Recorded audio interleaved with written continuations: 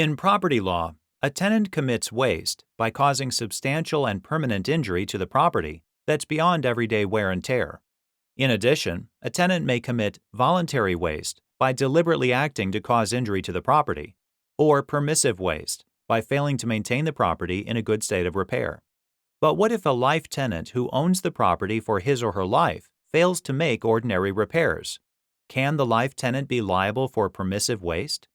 The Connecticut Supreme Court considered this question in Zauner v. Brewer. In July of 1967, Virginia Ward executed a will under which she devised to her friend, Leonie Brewer, a life estate and property she owned in Salisbury, Connecticut.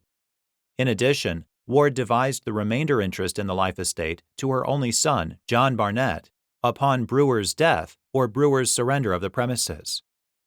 In October of that year, Ward died, and Brewer took possession of the property.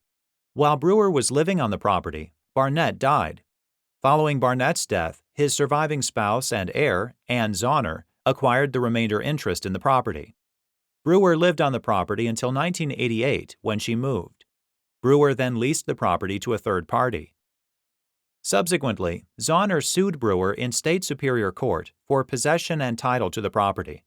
Zauner also sought damages for waste, alleging that Brewer had failed to make ordinary repairs to preserve the property. Specifically, Zauner claimed that Brewer allowed a boat dock to split, a retaining wall to crack and move, a boathouse to sink at one corner, and pond vegetation to become so overgrown that the pond was rendered unusable. In response, Brewer moved for summary judgment, arguing that she didn't surrender the property by leasing it, and that Zauner failed to allege or prove that she committed waste. The court agreed and granted Brewer's motion. Zauner appealed to the Connecticut Supreme Court.